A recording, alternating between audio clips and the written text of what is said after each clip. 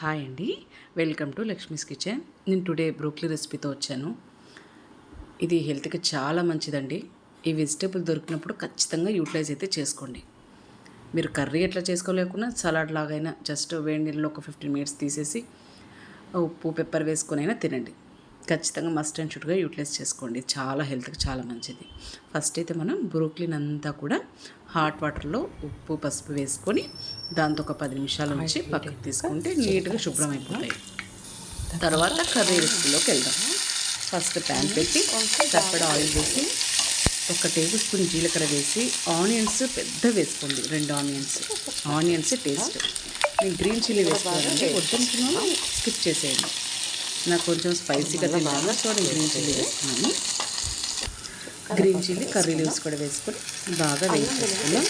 అల్లం వెల్లుల్లి పేస్ట్ కూడా వేసుకున్నాం. కొంచెం ఆనియన్ మెత్తబడంగానే అల్లం వెల్లుల్లి పేస్ట్, ఉప్పు, పసుపు, 1 టేబుల్ స్పూన్ కారం వేసుకొని ఆ మసాలా అంతా కూడా బాగా వేయించుకుందాం. పసుపు కారము మసాలా నూనెలో వేగితేనే టేస్ట్ వేరండి.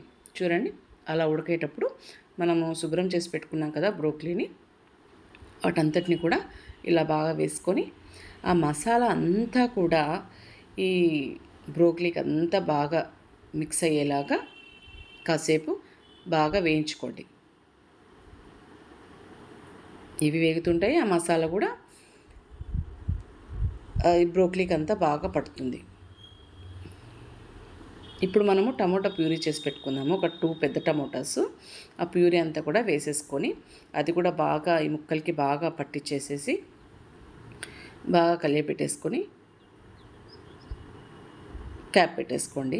క్యాప్ పెట్టేసి జస్ట్ ఒక 5 మినిట్స్ పెట్టండి చాలు. ఎందుకంటే ఆ మసాలా అంతా కూడా ఆ టమోటా ప్యూరీ బాగా మగ్గిపోయి ముక్కలకి బాగా పడుతుంది.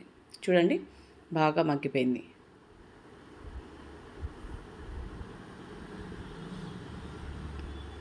కింద తడి అంటూ లేకుండా ఇప్పుడు బాగా ముక్కలు వేగాయి, అవి వేగాయి.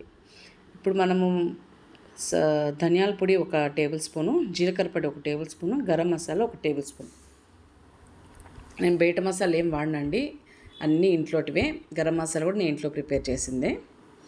చూడండి, ఇలా బాగా వేగాక కొంచెం వాటర్ వేసుకుందాం మనము. అంటే ఫ్రెష్ మీగడ వేసేసి, నేనైతే ఫ్రెష్ ఆ రోజు పాల మీగడ వేసానండి. టేస్ట్ బాగుంటుంది. ఇప్పుడు ఏదైనా ఉప్పు ఏదైనా ఉంటే చూడండి, ఇలా వచ్చింది. కూర కంప్లీట్ అయింది. లాస్ట్లో మనం కసూరి మేతి వేసేసుకుందాం. దించేసాక కస్తూరి మేతి స్మాష్ చేసేసుకొని వేసేసుకుంటే స్పైసీగా టేస్టీగా చాలా బాగుందండి. మీకు నచ్చితే please like, share and subscribe.